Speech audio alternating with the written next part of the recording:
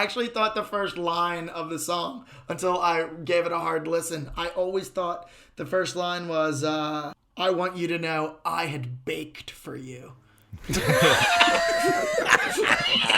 She's just showing up with banana bread and like he's with some other woman.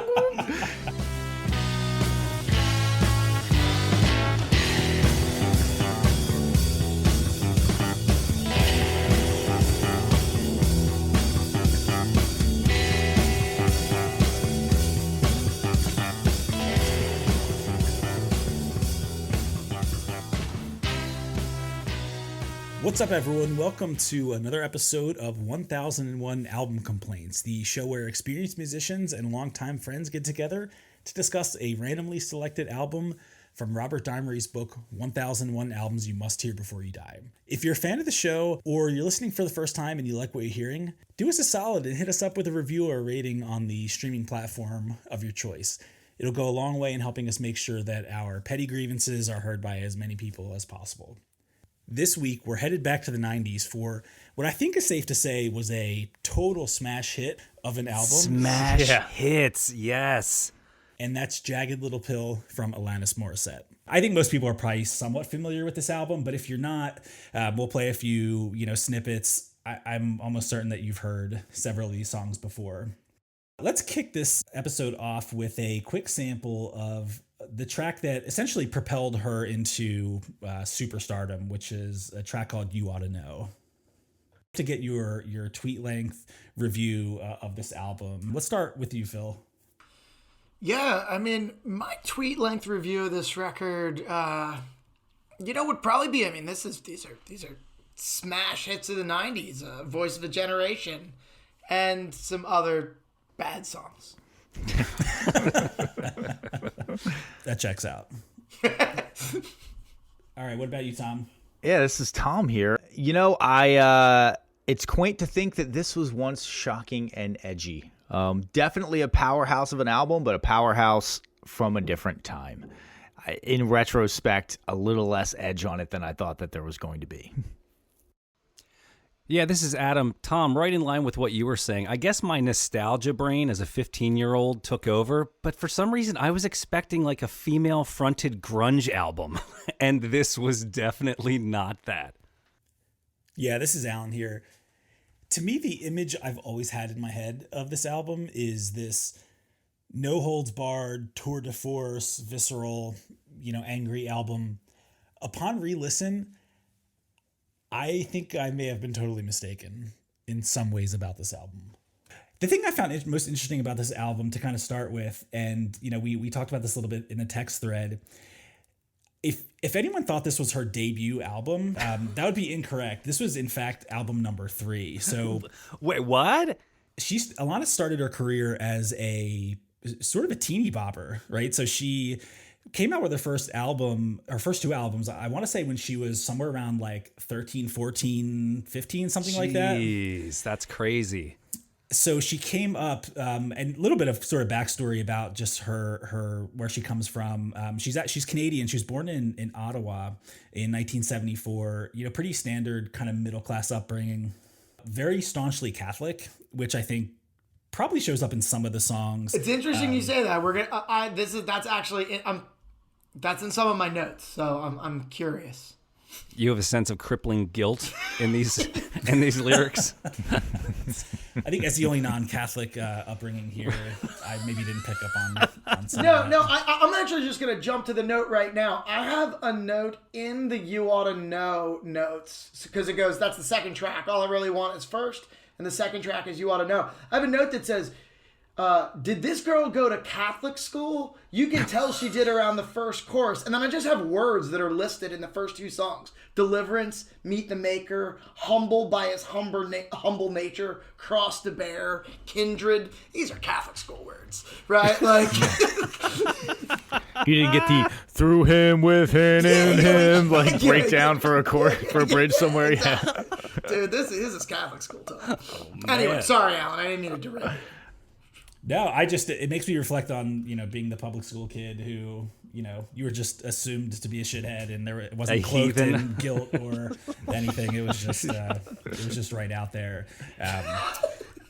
And let's actually play a clip of some of her early material, because it is not like, say what you want about Jagged Little Pill. It is a huge departure from what she did before. Let's just play a clip of that.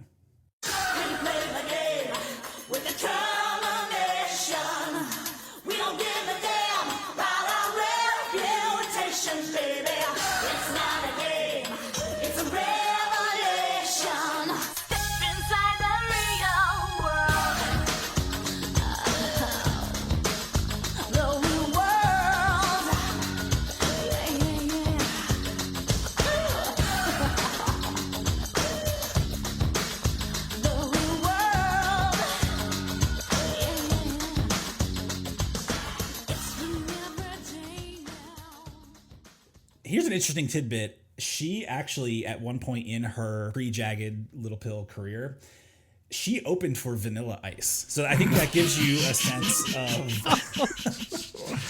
what she was doing before she sort of hit it big. And again, she started her career. That is wild. Yeah, very like dance pop, sort of like hip hop flavored dance pop. Well, think about the Mickey Mouse Club, right? You had Britney, you had JT. I'm sure there were a couple. Miley, I think Christina Aguilera was in that, wasn't she? Yeah, they all stayed in that hyper pop, track, mostly electronic produced. The dance music, whatever. Miley Cyrus got real weird later. Yeah, I'll give you that. But it's interesting to just watch this is not a new story, right? It's new because she went in a completely different direction, but the idea of a 13-year-old starting on Disney, or in this case, Canadian, you can't do that on television. That was Nickelodeon, man. Oh, that was Nickelodeon. Yeah. Okay. Yeah, That's so right. she did, I want to say like 5 or 6 episodes of You Can't Do That on Television as a middle schooler. I did not look up any of these. I'm sure YouTube has some archived footage, and I don't know if there's a separate Canadian version or if that was the one that we all saw in the States, but it definitely pointed to a flair for the dramatic, or a potential future in the arts. I think it points to a little bit more of you mentioned Miley Cyrus, Justin Timberlake, Britney Spears. I did not think of her as being one of those products that they had groomed from a young age for stardom. It's like, you are a product that we are going to try to monetize, and we're going to put you on television. Oh, that didn't really work out. Okay, second chance. We're going to have you make a teeny bopper album. That didn't work out. Okay, third chance. We're going to have you make a, rip off like, that hip hop's the thing these days kind of album. And that didn't work out. They give you yet another chance to make your third album. Like, somebody really wanted her to be famous. Oh, that's a good point. Who's pulling those purse strings, right? Well, she has a bit of an interesting sort of like family structure here too, right? And then her mother's a teacher. She has a brother who's an entrepreneur and a twin brother who's a musician. So you've got to imagine this is a competitive, right? Like, household. Imagine right? being that musician brother and being like, how many copies of Jagged Little Pill did you sell? God damn it. Can I just be in your band or something? Like, come on, throw me a bone here. Can I open for you? Like, yeah, my name's Alan Morisette. Like, every time I get a show, people expect Alanis. Like, get off the stage. You suck. It's like when that hockey team, what were they called? The Danbury Trashers. The Trashers, yeah. When they signed Brett Gretzky, Wayne Gretzky's brother. They're like, this is the ticket right here. We got our guy. So she, before she was even finished high school, she releases these 2 albums. The first album, actually, despite being something we're sort of joking about as this like dance pop, sort of a joke, it actually went platinum in Canada. Wow. But nobody knew her really in America. So I think what was platinum in Canada? It's like 75 copies. Yeah. Sorry, Canada, I love you. So she kind of got a name for herself a little bit. Second album rolls around 2 years later and has about half the sales. So I think already the trajectory was going down. And her record company at the time, which I want to say was MCA, actually dropped her. And so by the time she was like 18 or 19, she was essentially without a record contract. And I think the story goes that she wanted to start writing her own music or bringing more of her own like personal self to these songs. Who knows how much of it was just, hey, I'm at a crossroads in my career already and I don't have a record deal, so I need to take this in some kind of different direction. Just go for it. Just do something, right? Just switch it up. Exactly. So around this time, she moved to LA to meet some new musicians and just kind of get connected with a different, scene that could help catapult her in a different way. And she got connected with this guy, Glenn Ballard, who is really like, obviously she's the face of the album and it's her deal. But Glenn Ballard, who also wrote, he's worth like looking up if you haven't heard of it. I hadn't heard of him before, but he actually contributed to a few Michael Jackson albums. By this point was a really accomplished musician. And so they kind of hooked up and had somewhat of an instant connection where right away he started writing songs and she would write lyrics to them. And they were doing this kind of like song a day, format. And I think it's very clear when you listen to it, it's sort of a demo album. Like there was the album was really meant to be just enough to fund a second album, right? So wow. It was like, let's just get this thing out. She was brought to Glenn as some really talented vocalist and he thought he could, make something out of that. So this was really just let's get it out there, try to get some funding for the next album. That kind of explains some of the production choices that we'll talk about shortly. There's something. So in my research, I came across this detail, which is interesting. I was looking at one of the tunes. I was looking at Beato's take on one of the tunes, and he talks about how the record was recorded on ADAT, which was like an intermediary medium, right? We went from sort of between digital, between hard drive and tape. Exactly. It still utilized not 2-inch tape, right? It utilized basically VCR tapes, right? You could put these VCR tapes in them, and it would record tracks digitally somehow on this. Dude, okay, so this is going back, but do you remember the our high school band, right? And we went over to a drummer's house and he had a home studio. And I remember we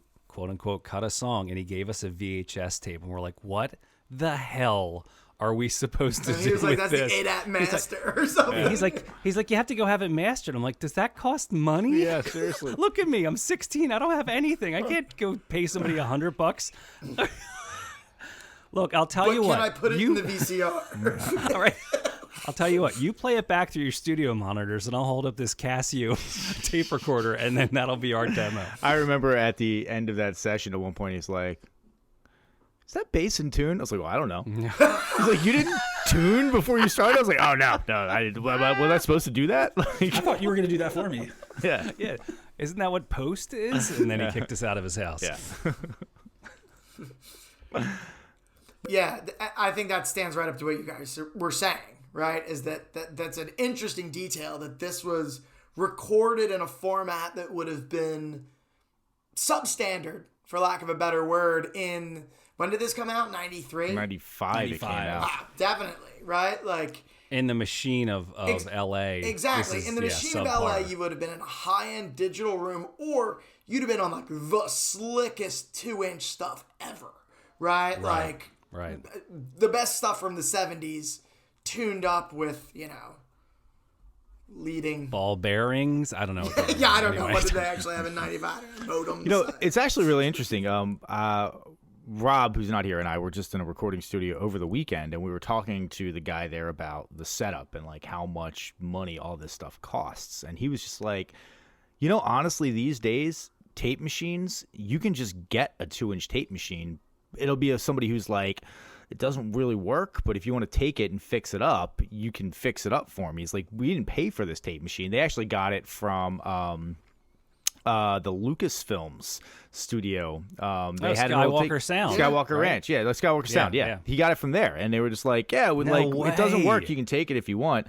And he said they took it and they had to replace maybe 10% of the parts or something like that to get it working, clean out everything. But he's like, now it's a fantastic tape machine, because we were talking about how all this stuff must be so expensive. And it's like tape machines, they're huge. And if people have one, they're not going to throw it out because you have to call somebody to haul it away. So generally speaking, somebody will just let you take it.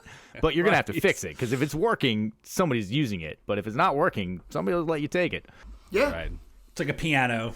There's like millions of pianos like on old pianos. Craigslist Right. for free. Free if you get rid of it. As an aside, they also had in the studio Greg Allman's Hammond and Leslie. Oh, my because God. apparently Greg Allman's daughter lives in Berkeley, and it was just sitting in her garage, and she was friends with somebody who worked at the studio, and she was like, I'll just give it to you on permanent loan if you want. So I get to make a little bit of noise on Greg Hammond's Leslie. Bad Yeah, it was really nice. I was like, I dude. can't play the organ at all, but it's nice to be able to be like, oh yeah, there we go. But you can hit one chord and just go. Whoa, whoa, whoa, whoa, whoa, whoa, Just whoa, bask in the, Yeah. Yeah. So some interesting studio choices, and I think this actually speaks to one of the reasons why we'll get into some of our kind of critiques of the album, but there's no denying that this album was hugely impactful, not just commercially, and we can do a little by the numbers in a minute, but this album resonated with millions and millions of people. I think especially young women, because if you go back to this era, like there really were not very many women that were doing really rock music at all. And I think this album tried to do, whether it was successful or not, we'll get into, but I think tried to get into that grunge territory, with a female fronted vocalist. And I was going to say the Pacific Northwest would beg to differ. They had that whole Riot Girl scene going on up there that had been around for a while. Like Bikini Kill had been putting albums out already. Liz Phair was putting albums out before this. Liz Phair definitely was one of the forerunners. Yeah. And I'm not saying that it didn't exist, but I mean, at the certainly time, wasn't popular. Yeah. Yeah. Well, and for a woman to come out at that time, and the way that the writing process went, part of her sort of dynamic with Glenn Ballard was they wrote very stream of consciousness, and some of the songs were written in 15, 20 minutes, which seems kind of obvious when we talk about some of them, Ironic being one of them, which that's no shocker that was very hastily written. But I think their dynamic was he would put some chord progressions together and she would just write whatever she was feeling. And then she would ask like, okay, we probably need to edit some of this out, or some of it's a little profane and maybe we need to clean it up. And he would say, well, is that how you feel? And she'd say, yeah. And he's like, well, why would we change it? And so my point being, I think that style of songwriting, the fact that here's like a 19-year-old woman kind of spilling her guts out, essentially, that resonated with a lot of people. And so I think that is part of why this album had such impact. In terms of the numbers, I knew this was like a smash hit, but I was frankly blown away by how this did on the charts. All right, hit me with it. I deliberately didn't look at any of the numbers. Dude, I it's wanted to hear insanity. from you. Yeah, so it's one of the top 20 selling albums of all time. Here are some albums. Wait, top what? What? 20. Top 20? 2-0. Okay, yeah. Okay. Wow. So here are some albums directly ahead of this in the rankings: Michael Jackson's Bad, Led Zeppelin 4, Grease soundtrack, Fleetwood Mac Rumors. This is the territory that this album is in commercially. Jesus. Here are some of the albums that this has sold more copies than: Sgt. Pepper's, Metallica, the Metallica Black You could stop Album, right there. Abbey What? Road, Born in the USA. I mean, this album album outsold Appetite for Destruction, which is like, I always hold that up as like Appetite for Destruction sold so many. This well outsold Appetite for Destruction. Yeah, well, and this album was sort of a masterclass in like the slow drip single sort of yeah. over probably like an 18-month period. I was gonna say, because as a 15-year-old, I mean, I listened to the radio, but I rarely bought albums at that age, and so I thought that she had many more albums, and these were singles being released from all of them. When I re-listened to this, I was like, that's all from this album. Damn. Right. This defined Right. like 2.5 years of my high school, like listening to this stuff on the radio. Oh, that's crazy, man. Yeah, I had the same reaction where I was like, is this like a greatest hits album? Because it was all just stacked. However, I think we should probably talk about our. Here's one thing I just want to bring up, and I think that this cannot be ignored. She didn't do really anything after this in terms of musical success. And I think that part of it was the success of this album made it so that it was you almost couldn't follow up. She sold 33 million copies of this album worldwide, which, if you remember back to our TLC episode, we talked about TLC had a historically terrible contract. It's renowned as like one of the worst contracts that you could have, and they made 56 cents on every album sold. So even if she had a historically terrible deal, she would have made like $18 million off of this album, which means that she just never has to do anything again for the rest of her life. And I feel like you can tell on this album that she probably knows that this is her last chance, or she's really like, I really have to make this work. Because my acting career didn't really go anywhere. My last 2 albums flopped. This album is like a, hey, prove it or basically give up and go sell insurance type of album. And I think it comes through. For her and everything else after that. Entrepreneurial brothers company. Yeah. Right. I'm sure he's not hurting for cash. Yeah. For venture cash. But no, Tom, I think you're exactly right. Like this was very much a like Hail Mary, like I've really got nothing to lose here. Who knows how much of that, went to Glenn Ballard, who really wrote all the songs from a musical standpoint. Oh, I'm sure Glenn Ballard was making probably like $4 a record or something like that. Right. And he's doing yes. Yeah.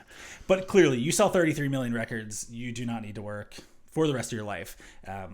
However, one of the things that happened with her is after she released this album and after Jagged Little Pill sort of took off, she toured heavily for 18 months while these singles were just being, slowly released over time. And then she just stopped and didn't really do anything for another 3 years. Came out with another album that was, sort of mediocre. And, she's probably done an album every 3 to 5 years since then. But, she still tours, and I'm sure it's on the back of a lot of this old material. But yeah, it's a little bit of a one-hit wonder in that sense of she's touring now with the Counting Crows. And they're in that 90s let me ask you guys, did any of you guys listen to her later stuff? I did not. I think a great analog here would be Fiona Apple. Fiona Apple put out Tidal, smash hit, made a ton of money. It's so awesome. It's in a good way. It's good. awesome. Yes, it is. It's an earthquake, a seismic event.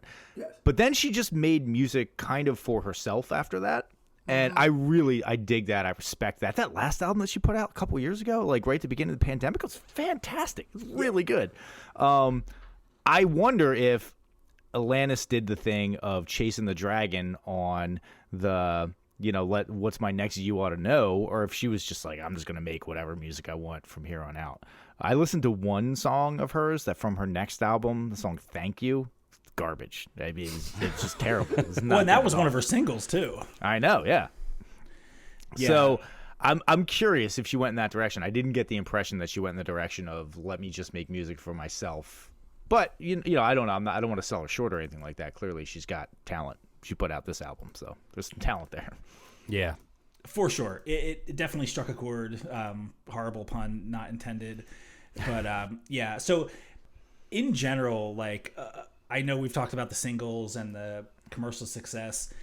Upon re-listening to this, what do you guys think overall? I'll be honest. It sort of like hit me in a nostalgic sort of emotional way, in a way I had not anticipated. Like it hit me a lot harder, giving it a really serious listen. 20 years after the last time I sat through this record one way or the other.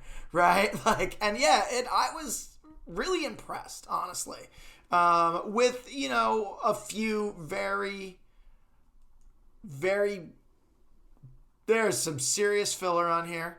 And one of those songs was a smash hit. We'll get there. So, Phil, I think for you, I mean, we were very good friends at the time that this was coming out. This seems like something you listened to with one of your girlfriends a lot back then. Sure, sure. And I know the girlfriend. I can see you. I can picture you guys listening to this in the car or whatever. Like that nostalgia aspect didn't hit me quite as hard because I didn't have as personal a connection to this. This was just something that was on the radio all the time. Yeah, sure. It's interesting just to speak to that directly, though, Tom. My sort of nostalgia experience wasn't like linked like in a direct way. It was more like, oh, I know this record much better than I had anticipated. And yeah, I was impressed with some of the production choices. And yes, I'm sure there's an element of sort of just remembering a different time of my life. I listened to this and I wondered, like, was Liz Phair like, oh, fuck that bitch? Or was she like, oh, thankfully somebody's going to start listening to music like that I've been making for kind of a bit now. And, is this going to be something that is going to boost my career? And I would say that it probably did boost her career because I think that, if you look at what was getting play after it, this is one of those albums that made 1,000 A&R guys go out there and be like, where's the next Alanis? We got to find somebody who's making music like Alanis. Like it definitely had that ripple impact. Oh, this was like one of, I'd say, like 3 or 4 sort of female-led 90s musicians that sort of in tandem or as a cohort launched that Lilith Fair phenomenon, right? Which was, a women in music festival for a decade, like a successful music festival. Yes, it did totally, but I don't know that the like outcome was there in terms of like. I wish we had a woman on the podcast for today. Yeah, I think I know one. We're working on that. Yeah, we're working on that. But if you look back, so Alanis Morisette actually played at Woodstock '99, and of all the acts that were there, she was one of 3 female performers. Which maybe that says more about the... Ooh, this came up once before, right? It was her, Sheryl Crow, and then who else? There's one more. It's escaping me right now, but yes. Yeah. You're talking about the Woodstock, which one? The Woodstock 99 or the Woodstock... 99. Okay. The apocalyptic... But there was the 97 one too, right? Yeah, or Woodstock 94. Yeah. 94, Woodstock yeah. 94, yeah. Hey, Alan, you know who also played at Woodstock 99? Hands up now, hands down. Tell me what you gonna do. Keep rolling. Sorry. Oh, Adam, anytime you can bring up Limp Bizkit, it's just nothing but Limp Bizkit. It's just $3 bills up and down with you, man. Jewel was the other performer. There you go. Jewel. Oh, Yeah. Wow. So Not even outside with music. the, let's go find the next Alanis, it was tough to kind of break through that scene. So yeah, let's actually get into some of the tracks here. We started a little bit of You Ought to Know, but I think there's a little bit more of that we can explore here. So let's. Yeah, I think that warrants a deeper dive. Yeah, for sure. Yeah. In case you listeners out there are not familiar with You Ought to Know, you didn't walk past a radio in the 90s and didn't hear this, as I remember. But this still rocks. Like this definitely rocks. Yeah. Yeah. I think it's a great song. I agree. Phil, you mentioned that Rick Beato deep dive, which I also watched, and which I don't know if for people that aren't aware of his channel, I think it's actually pretty cool. He pulls all the like master tracks and. Oh yeah, yeah, I'd love to know where he gets those, by the way. So if Beato hears this, or you want to like get me in touch with your guy, I'd love to. There's check out actually those stems. There are some. I don't know if he always uses the exact masters. But there are some apps out there that do a pretty good job of actually using AI, going to the cloud, and then separating out the different tracks where you can actually push it up and it'll send back down. The drums isolated, the vocals isolated. Really? So I've seen a lot of people doing drum covers of songs, and they're actually using this app. I have one called Moises, which it's free. So if you're out there and you're a musician and you want to jam along with whoever, try downloading it. It's a pretty cool app. Or if you want to run this podcast through it and only get Tom, like if you just want to listen to right, yes, only Tom, that option exists. Just hard, unsubstantiated opinions. That's all that you want. It's perfect. But yeah, let's hear what you guys have to say about the about this track in general. Crap, total crap. Dude, No, I'm just kidding. No, I'm totally kidding. No. I was like, I thought this was great. this is dope. It's so- yeah, it's man. so- This is a good tune. So can we first make note of who plays on this, which is different than the rest of the album, right? Navarro, is it? Dave Navarro Dave is on Navarro it, plays guitar. who is from Jane's Addiction, and did he play with the Chili He was Peppers playing with for a Chili bit? Peppers. He was on the One Hot Minute after Frusciante got kicked out, which Phil and I actually saw them on the One Hot Minute tour. It was awesome. They really brought it. It was so great. badass. It was so good. Yeah. It was like really like psychedelic Red Hot Chili Peppers sort of thing. It was really weird. Yeah. And then Flea, of course, playing bass, which really makes the song. Because, I mean, the song itself is 2 chords. How? And how do you get Flea and Dave Navarro for your album? I know. Yeah, you're right, Tom. You want to talk about, like, who's pulling the purse strings or the producer? Like, he must have been really well connected to get them in for... Well, they're LA guys, right? Like they're LA dudes, right? Did like he have under the pictures of bridge Flea downtown, like strangling a homeless guy or something like that? I don't And he's just know, like, if you don't a lot of stuff happens under the bridge, dude. And like friends are made, deals are made. Blood is drawn. Yeah, blood is drawn. Yeah. Well, so back to Glenn Ballard though. He wasn't like a lightweight. I mean, he was definitely extremely well connected and well accomplished producer.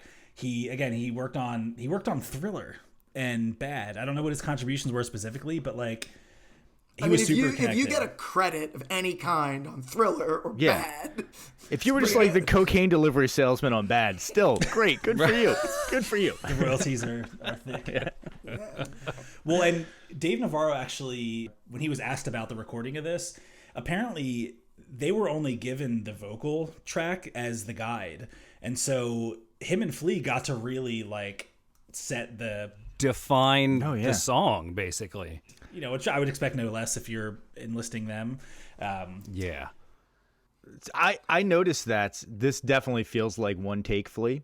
Like he kind of is just sort of doing his thing.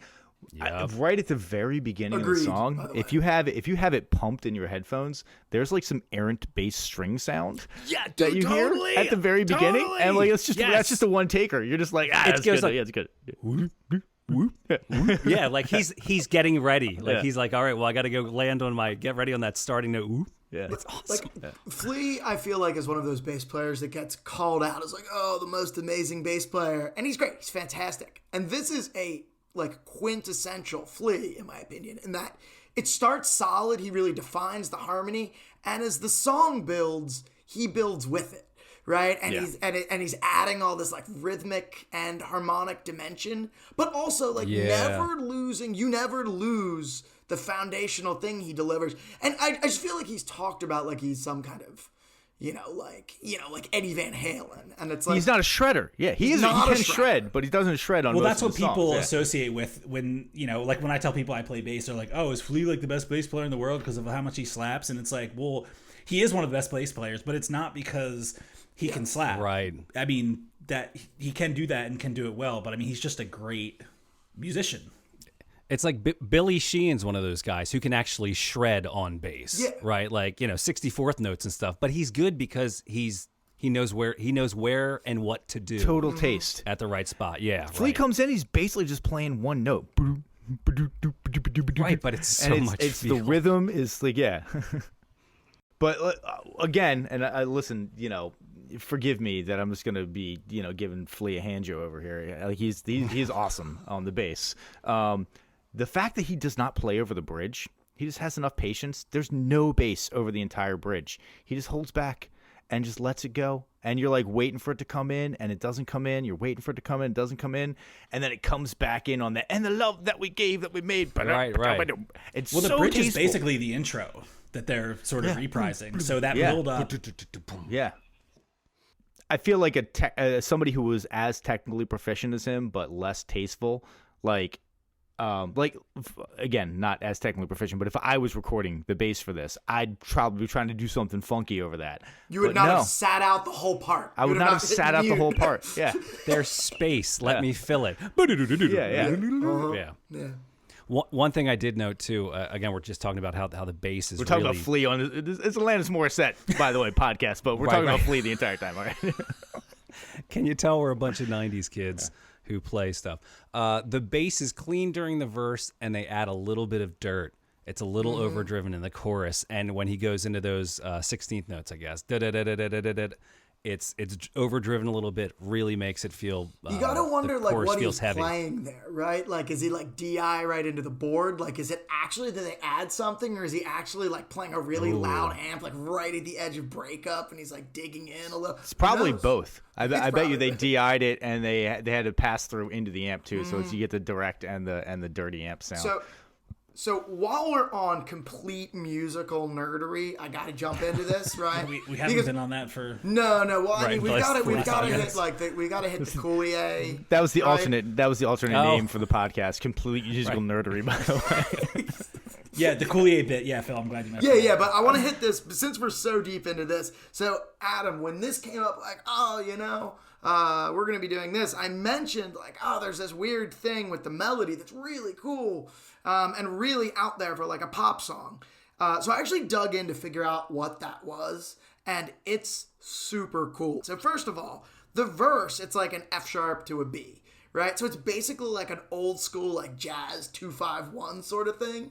Like, it's essentially the same chord pattern as the jam at the end of You Enjoy Myself, or it's the same chord pattern as Take 5. That's just like a different time signature. It's the same chord pattern. They're doing a totally different thing with it, but it's that chord pattern. But this is where it gets fun. So the melody is in F sharp Dorian, right? Which is like, so it's essentially an E major, right? But they're on the second chord of the progression. Right? So you just sort of get some cool overtones. You have like one note, essentially. It feels like it's the money note. Like, oh man, she's going up to this E flat every now and again, and it feels like it's got some tension on it, right? Then where it gets awesome is the chorus. Because when the chorus comes, you've been in this F sharp minor, this modified F sharp minor the whole time, F sharp Dorian, and then you go to F sharp major, which it's like, and I'm here. That's why it feels and that, so totally exactly. So it's going from F sharp Dorian, right, which is essentially a minor scale, to hard F sharp major, right? And she's singing the third. The root is staying the same. Yeah, she sings the third. She's singing the third. So she goes up this half step. She's now singing essentially like a B flat. Right? Okay. Then she holds that note as it goes to the E chord, right? So now she's singing like a flat 5 over the E. So she's got all this weird harmony going on, but it makes total sense where you're coming from, right? Because it's basically just like, now we're in F sharp minor. Now we're in F sharp major. Now you're just like holding the weird note over the chord change, like over the bar line, like into the next chord. Yeah. But like it's so cool and so like jazzy and musical and it's so cool. You should definitely check it out. That's deep for a top 40 song. You know what I mean? Sure. Yeah, I saw it on the Beata thing a long time ago and was just like, I got to dig back in. It's really. By the way, I'm picturing Alan editing this. And like we start talking about that, and then it starts getting faster until it's eventually like, and then it ends, and then we're like, "Wow, that's cool." Yeah, he's gonna cut it out. Dude, that was a pro segue. Right there. Wait, why ever did you mention that, Tom? Oh, I don't know. Maybe it's got something to do. Is this song about somebody? I don't know. Wait, what was the name of the little puppet that he had? The jackalope? No. No, that was from America's Funniest Videos. He had the little woodchuck puppet guy. Yeah, Ranger Joe? Yeah, Ranger something. Ranger something or other. Anyway, apparently Dave Coulier likes to bang late teenagers when he's in his early 30s, so, you know. Yeah. So, dude, that is what I could not... So I'm trying to do the math in my head, right? He's 15 years older than she is. She was 19. So if you're 15 years older, if you're 50 and she's 35, hey. Yeah, have at it. There is no confirmation that it's him. He has acknowledged it, but he has later said that he thinks he was doing it as a joke because people kept asking about it. She has refused to say who it's about. However... The fact that it could be any number of guys, I don't know. That seems a little strange when you're that young, but hey. For a 19-year-old. Well, because it also sounds like they had a relationship. This isn't like we banged once. A one-night stand. This is, like, what does he say? do you know that you told me you'd love me until? Does she know that you told me you'd love me until you die, but you're still alive? Like, yeah. If it's about Dave Coulier, come on, man. We're 34, going after 19-year-old Canadian, like, pop stars. Yeah. Yeah. One more thing on I don't know if we want to rip on Dave Coulier a little bit more. He's a pretty soft target, so if we want to take some shots at him, we can do that. But I really like on the way that the vocals were recorded on this song. When she gets up, a little bit of dirt on the high end. When she gets up, she's overdriving it a little bit. She's clipping just the right amount to give it that natural little bit of feel. It's a note I have on the last line. They're super cool, like microphone breakup, right? Like just like you're saying, like yeah. And you can hear the microphone breakup because they do that really tasteful. Everybody drops out of over a couple of where they you ought to know just like happens in space, and then you get the fleet. It's really tastefully done. All in all, like I can see why this was the song that launched 1,000 other female careers for when, like I said, when they were looking for the Alanis copycat. This is a banger. I feel like this album or this song introduced us to a persona of a person that I don't think like holds up for the rest of the album, though, in the sense that like there's a lasting image of her as this really like angry, vengeful, and that is what shows up in this song. And kind of raunchy too, by the way. Definitely kind of raunchy. Yeah. And like I remember literally being 15 and being like, what does it mean to scratch your nails down someone's back? Like I don't understand that. But go down on you in a theater. What does that mean? I actually thought the first line of the song, until I gave it a hard listen, I always thought the first line was, I want you to know I had baked for you. She's just showing up with banana bread and like he's with some other woman. Hey, Uncle Joey, what's happening? Yeah, totally. Is that Catholic thing in there? Oh, she baked him a cake and he didn't want it. It's so mean. I'm gonna write a hate song about it. I think they already wrote that song, right? Someone left the cake out in the rain. Yeah. So let's move on. I think. Who would have thought Alanis would turn into the 1 3-hour podcast that we do? We're approaching Joe Rogan at this pace. I don't think you can say Joe Rogan anymore. Yeah. Oh, canceled. Sorry. Oh, man. We believe in science. Vaccines are real, people, all right? Right. Well, Ro Jogan is what we'll refer to from now on. So let's move on to the lead off track for this album. All I Really Want.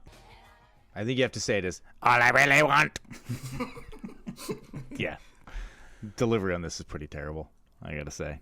Oh, I like this song. This was I dig this one.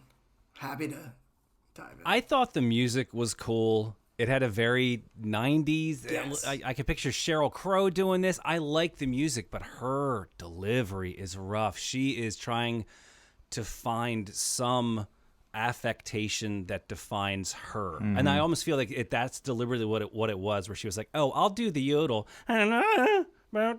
Like every line ends on this weird like pitch jump thing, and it's a mess. Yeah, my note is breathy and hiccupy.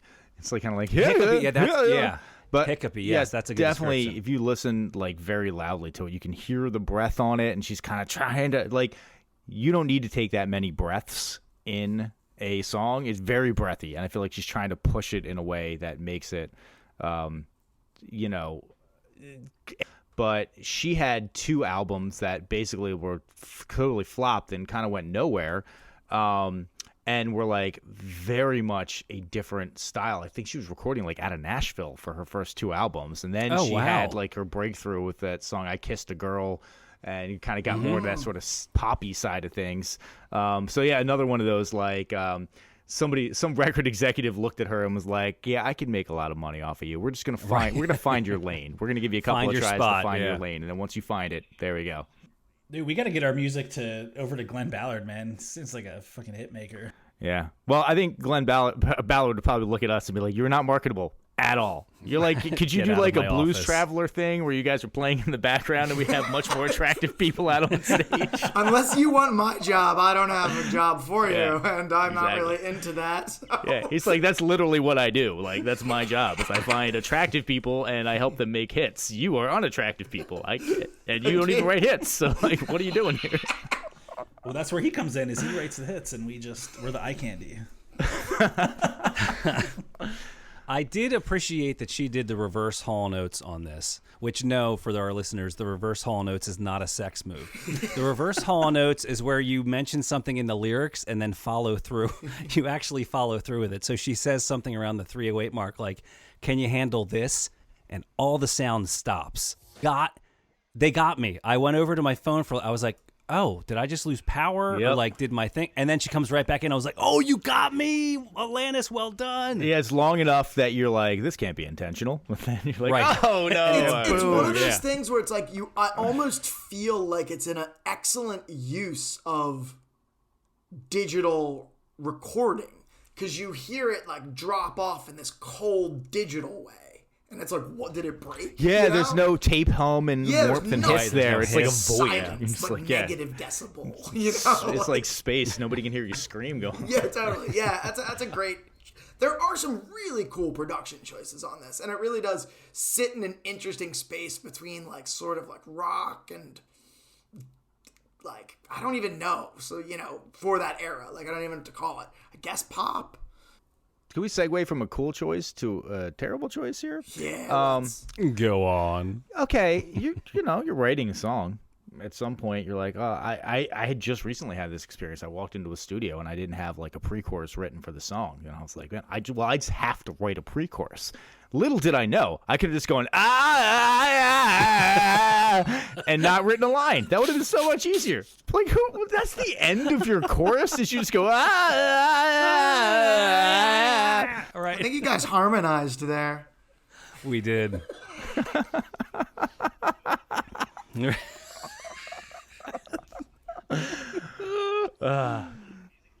Baffled by it. This song sold more than I will ever sell of anything in my entire life. And, couldn't be bothered to finish the chorus. What? Okay, anyway. I'll get past that annoyance. There's a lot of over singing just on this album. I think she has a cool voice. She has a unique voice, but She's got that range, that lower end of the range, because actually it comes up pretty specifically on this song. Because if you notice over the pre-chorus, many female singers, like most female singers, could hit that seamlessly from the chest or the throat, but she jumps up the Right. falsetto halfway through. It's like she knows her range really well on a lot of these songs, but. And I'll give her credit. She slides in and out of falsetto pretty seamlessly. It's not like it sounds terrible, but it is noticeable that she's no longer singing from the chest anymore. She's singing falsetto and has to kind of slide back in and out of it.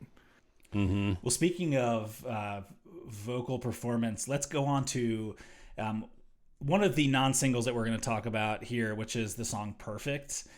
Let's give that a quick spin here. Notes for this song, Perfect, are this song sucks so hard.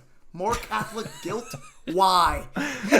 My first note for Perfect is this song sucks so bad. And then it ends with Kill Flanders. This Oh song my is God. terrible. Holy shit. I like the idea of, you cool off after, it's track 3 or 4. Like you gotta cool off. You can't maintain that pace. But this is not that. It's horrible. And so I understand that a lot of these were demos, and that the point was to make these quick and dirty. I think she said something like, I don't want, we weren't too precious about this. And I respect that. And I think that has a lot to do with why the album was successful. But she's straight up out of tune in this song. Yeah, I feel like She's pitchy. We weren't too precious about things. It's just a way of saying like we didn't fix a bunch of mistakes. Yeah. Oh, totally. Yeah. There's a moment at the 58-second mark where her voice just completely cracks. It's like, how long? And they kept it. And I was like, how? It was one phrase. You had the ADAT. You could have gone Go back and punch. fixed Do a that. punch. It ain't Do it. that Just do a hard. quick punch. Yeah. Felt a little lazy. A little lazy compared to the rest of the song. Right. Yeah.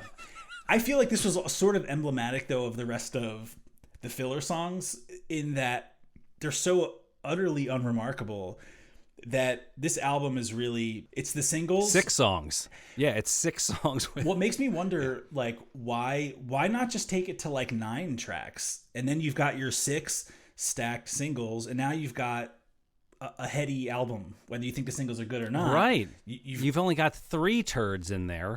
You Yeah. know what I mean? And that fills it out versus half. Another thing to remember is this is CD era music recording. Where like if you're not getting 60 minutes of music, you're not getting your money's worth. We can put wasting- 4 hours right. on the CD if we need to. Like, yeah, CD era versus vinyl era versus even the tape era. I think it's very different. People were looking at it from the standpoint of like you got to give them their money's worth. No, it's true. I noticed this of the other Alanis Morisette records, at least the sort of adjacent ones that I didn't really listen to much, but I sort of like browsed them. They were also clocking in at like 54 minutes, 71 minutes, like 71 minutes. That's too Like, long. that- This Yeah, album's like 57 Semi minutes. cootie Yeah. territory. Yeah, like if this isn't the Wall, I don't want 71 minutes. Like, you know, like Only Concepts albums and seriously, and good And con- Fish and albums good can be- concept right. albums at that, right? Like a live Fish tape is a different thing. right. Yeah, so this was a straight clunker. I don't think there's any disagreement there. Yeah. Moving on, I think we're going to get into probably most of the rest of some of the singles here. Let's check out the song "Hand in My Pocket." I actually heard a really cool cover of this song by a band called Deep Sea Diver recently. So I was sort of in a different headspace coming into this song because I had recently heard it, I think, reimagined successfully. But on listening back to this, there's something that sticks out to me in this track. And it goes back to the production. There's a guitar, and there's like a swirly guitar, and it's all over the record. And it reminds me specifically, this is such a weird reference, it reminds me of the band song, Life is a Carnival. I don't know if that's the amp or if it's an effect, but if you go and check out that song, the band's Life is a Carnival, it's got this like hard panned left swirly guitar. And It's like I swear hazy to almost. yeah, exactly. It's like some kind of like, I don't know if it's like amp tremolo on a certain type of amp. I don't know, but I feel like it's the exact same sound. Like pulled off a record and just dropped into like 1993 bass. And this guy working on Michael Jackson records. This is essentially the bass sound from Man in the Mirror. Oh, dude, totally. Yo. This Dude, is... Phil, you pulled that out of nowhere. Well I'm done. very familiar with Bad. I'm driving to your house tonight and giving you a high five. Because I've got one hand in my pocket and the other one's giving you a high five. Good. Have we? Boo. Sorry, I had to walk away for a second. My son was in the corner, and I was like, "What are you doing?" He's like, "Oh, I'm making fart sounds with this bike pump." And I was like, "Listen, fart sounds have no place on this podcast." And I remembered maggot brain. I was like, "Well, actually, maybe they do, but still, you need to go back upstairs, buddy."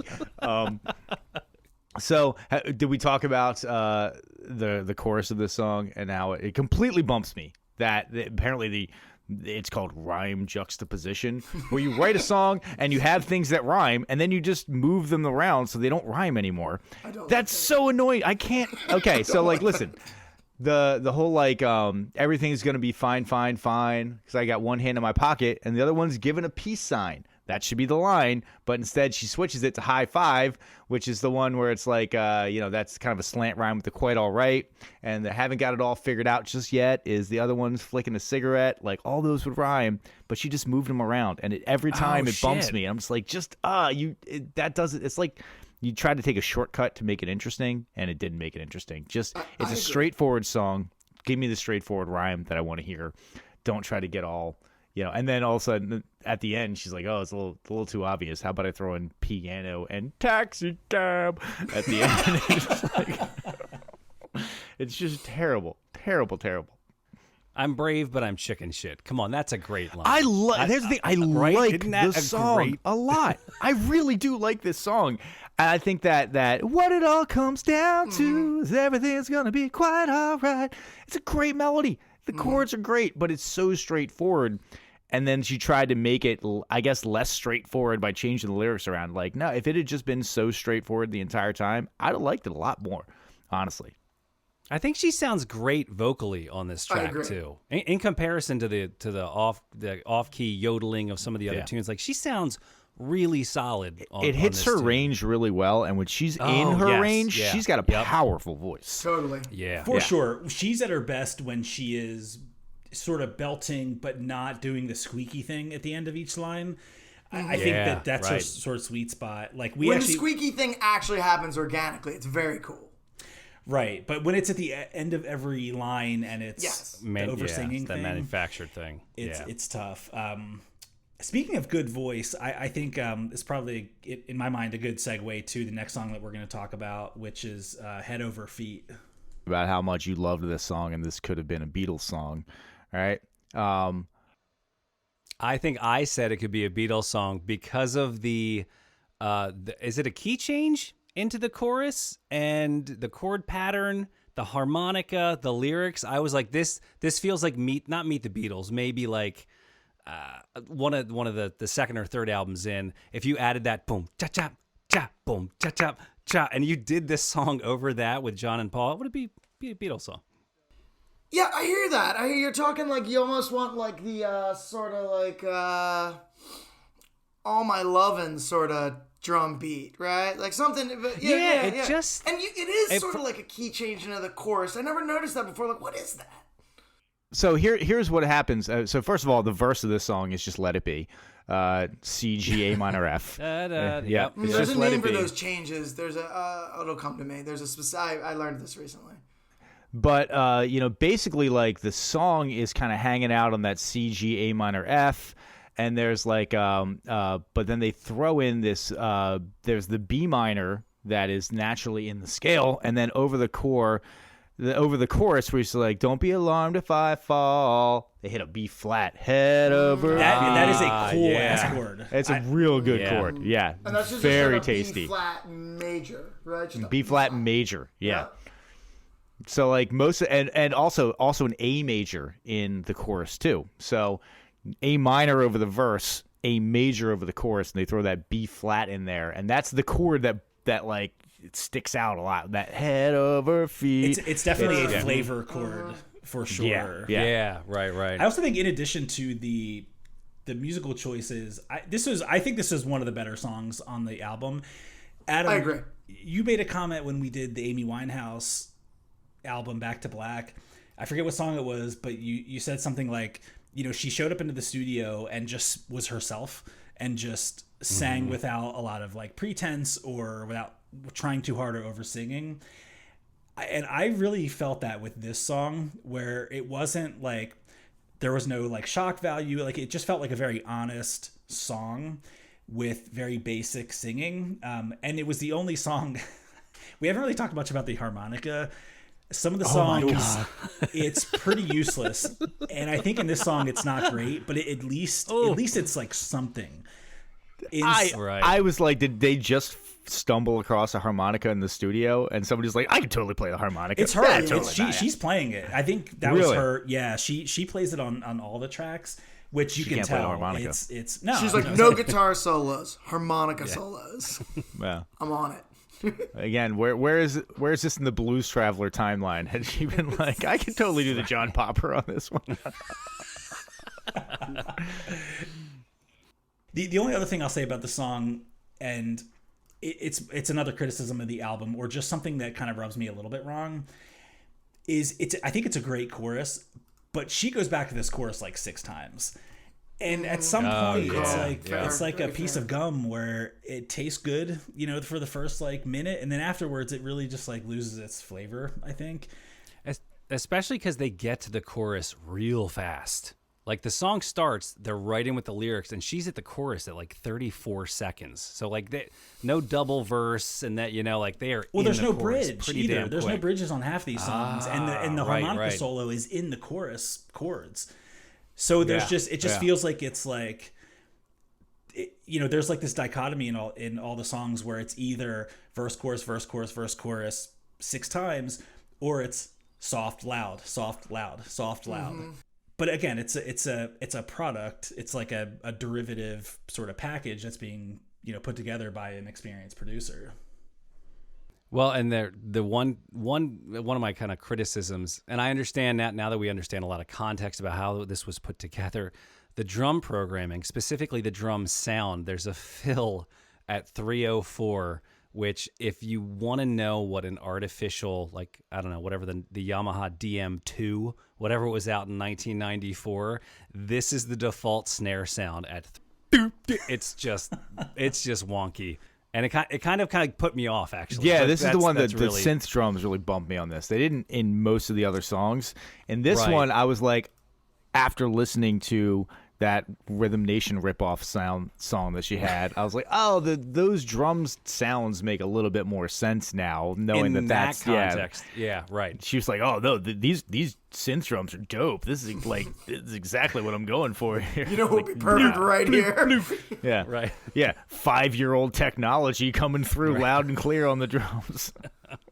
I do remember, last thing I'll say about this song, I do think the video is actually worth a look, because she's kind of known for the other videos being really out there, or like the Ironic video, which we'll talk about the song in a minute. But I think some of her videos were highly produced and a little bit out there.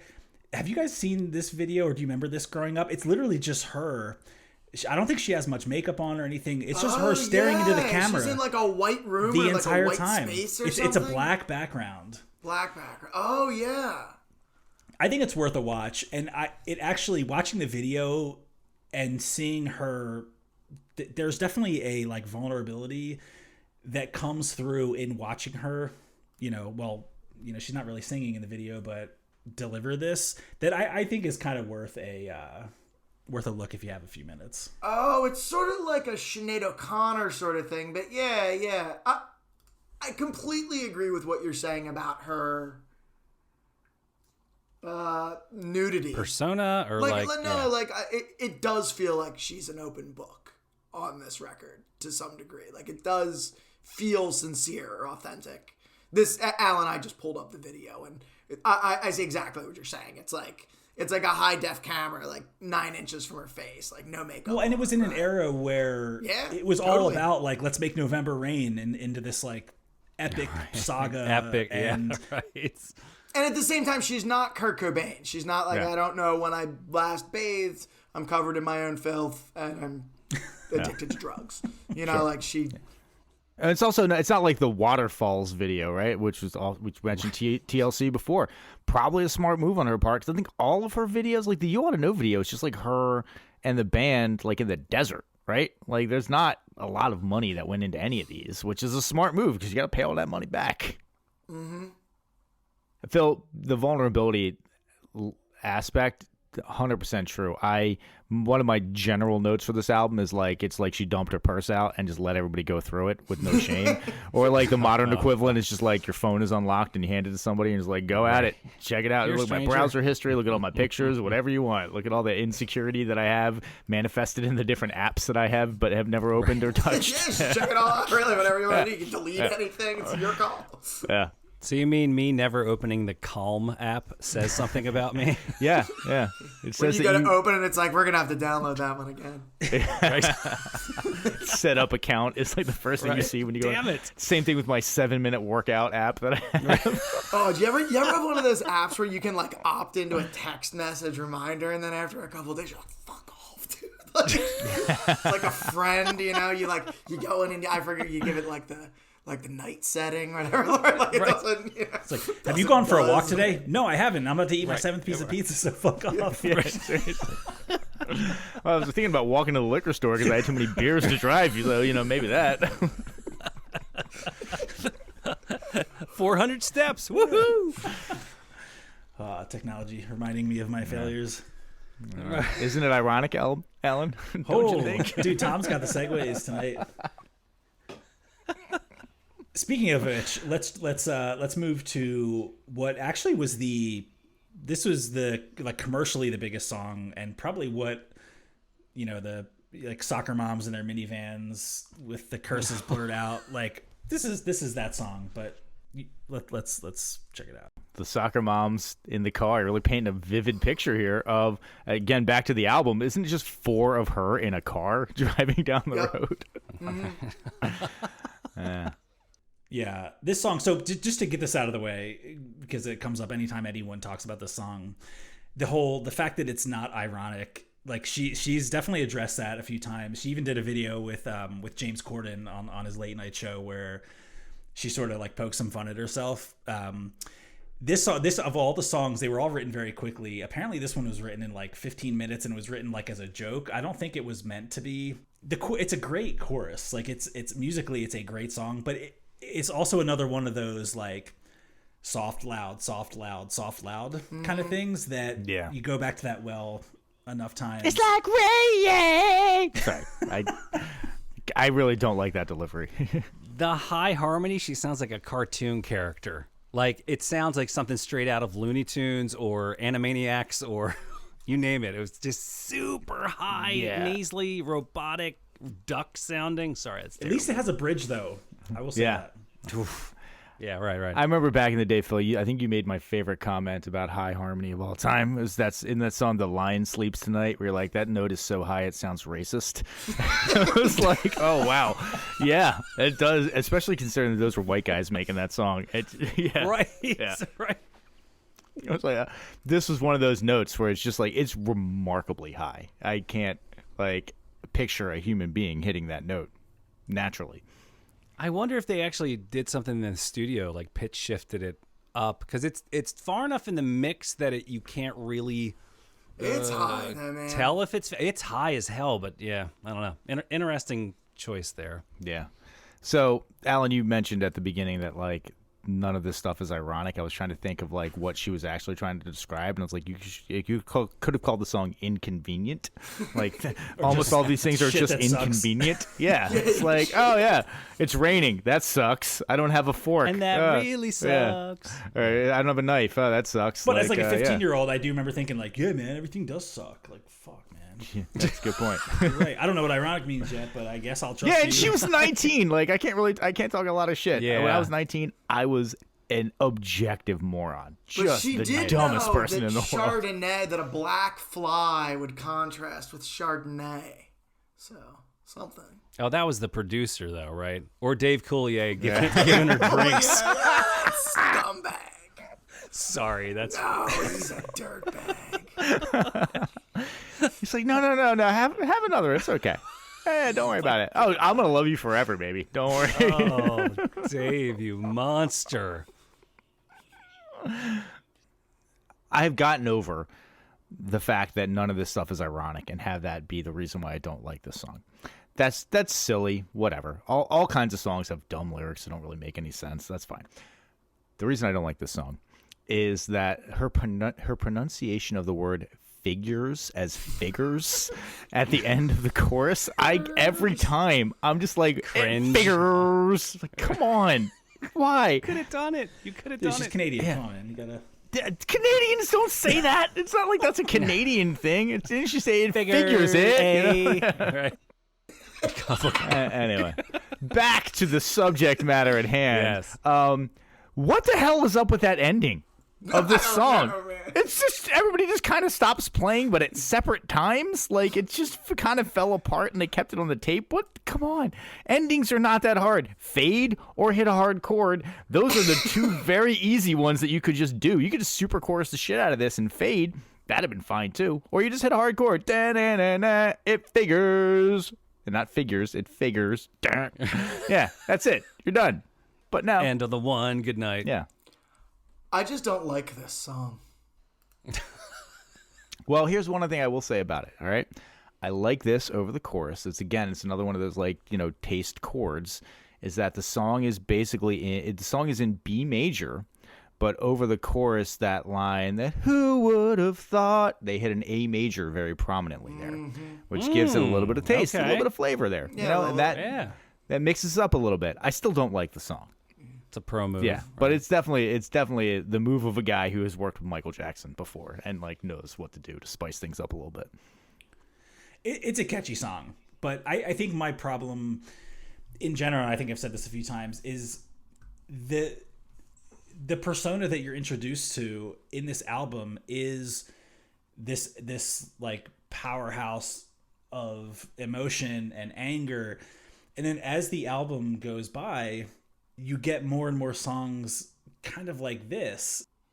That's an interesting point, right? Because it's like, you know, is she You Ought to Know, or like is she like the sort of like playlist culture, you know, like ironic singer, right? That obviously like this, the pop singer, exactly. Yeah, it's interesting.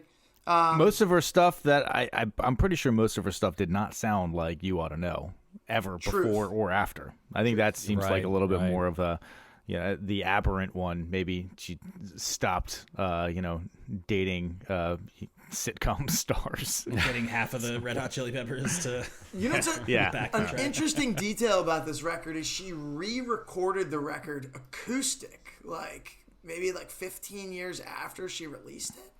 Oh, I didn't know that. Yeah, it's cash grab. Total cash. Can we have just a drop? A sound drop, yeah, for a cash grab. Because grab. That's great, dude. Yeah, I mean, I don't blame her.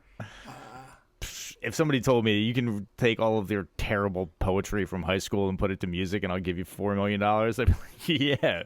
Here's the most embarrassing ones first where I name names. Let's go. Yeah, in 2005, she released Jagged Little Pill acoustic. Hey, man, you gotta make the monies. All right, Alan, I know you're trying to wrap this thing up. I got one more fun little tidbit. Do you guys watch How I Met Your Mother? Yes. Or have you ever watched it? I have watched it, yes. Okay. Do you know the character Robin? I do, and I know exactly what you're going to say. There is a bit in there where her friends find out that when she was a kid, she was like a teeny pop star in Canada. It's based on Alanis Morisette. So her name as a pop star was Robin Sparkles. And in later episodes, you find out that she went all dark and angry and became Robin Daggers, which I just think is hilarious. Well, and isn't the joke that she was like, she dated Alan Thicke for a period of time? Yes. And that was like the... I think that is giving Dave Coulier credit where we don't really know if Coulier deserves that credit. Because Alan Thicke was in his 50s in like 90, which is hilarious in the 90s. All right, that's it for me. Right. That's awesome. That's a solid nugget right there. Right. I hope Dave Coulier doesn't have any AI scraping the interwebs for us. He's gonna. You know what? A lawsuit from him could be just what this podcast needs to really take off. Revitalize his career. From what I have heard about Dave Coulier, I've read some interviews with him and seen him on some like podcasts and whatnot. He seems like he is like, do you have any idea how much money I made off of Full House? I don't give a fuck about anything anymore at all. I just like play pickup games of basketball with my friends and like do whatever the hell I want all the time because I have like $40 million of Full House money, so go fuck yourself. I don't care. Yeah. Which is, by the way, syndication. It is the right attitude to take towards like, being like famous enough that people know who you are, but not famous enough that you could do other stuff and have it be like, nobody's offering him the lead in like, it wasn't like, well, it was either going to be Leo or Dave Coulier in Titanic. And we went with Leo. I don't tomato, yeah. Right. Yeah. All right. So I'm actually curious to see what our verdict is on this. I think I have a sense, but let's go around the horn. Does this album belong on the list? Phil, what say you? So I was really taken aback with this record. I think I had maybe a much lower expectation, or maybe even went in sort of expecting to dislike it. And I found it really just a fantastic and fun listen. It's a yes for me. There are some absolute stinkers on here. And I don't want to pretend that there are not.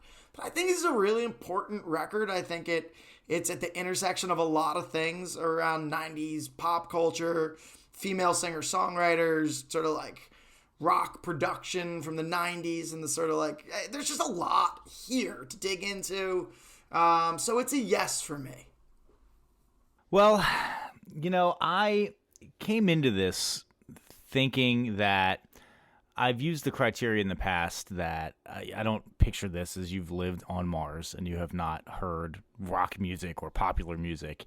And the sheer fact that 6 of these songs were singles, and they were huge singles. Like, if you were around a radio in the 90s, you heard the good songs on this album. Normally, I would say that disqualifies me from saying you need to listen to the album as a whole, because you've heard everything that needs to be heard off of the album if you're just anybody who listened to music or was around a radio or in a car with friends in the 90s. But the fact that it sold so many copies, and the fact that it really did have such an impact on the way that women were thought about in the musical world, and, it opened avenues, I got to give it a yes. Again, if you are the kind of person who is familiar with all of the singles on this, you might want to listen to the rest of the songs just for the contrast and be like, oh, wow, they picked the right singles, because most of these are garbage. But it's an undeniable album. You can't say this doesn't belong on the list and then, say that Black Sabbath Volume 4 does belong on the list. Because this, as much as I like Black Sabbath Volume 4 more than this album did a lot more for music than that album did. So, Hey, this is Adam. I'm going to jump right on the bandwagon. I do think you need to hear this album. This podcast gave me a lot of context around how it was produced. I appreciate that Alanis Morisette knew that in whatever form or fashion she wanted to be an entertainer. The fact that this is kind of her last gasp and also most successful, I think, is a very cool story in music. So it's a yes for me. There's at least 6 slamming tunes on here. Even I know we're shitting a lot on the bad ones, but there are a couple mediocre tunes that I still think are pretty good. I agree with that. Yeah. I just think there's 1 or 2 absolute turds. Yeah, right. Yeah. So I'm gonna say listen to it. Yeah, I'm right there with you all. It's an easy yes for me. Phil, you mentioned this in our text thread, something about like love her or hate her, she's a legend or she's an icon. And it's definitely true. She hasn't done anything really since then. And if she came out with a greatest hits album, it would probably just be half of Jagged Little Pill. But for that reason, for the commercial success and for her iconic status, all that stuff, it's a pretty easy yes for me as well. So there you have it, folks. 4 for 4. Got a clean sweep here. Nice. Let's now set our sights to what we're going to listen to next week. Tom, you got the Albinator fired up? I do. I have the Albinator 5000. Let's get that bad boy spinning. So without any further ado, drum roll, please. Next week, we will be listening to A Tribe Called Quest's Low End Theory. Hell yeah. Keeping it Really in the 90s. Interesting little known fact about this band. In the early 90s, Q-Tip also was fucking Dave Coulier.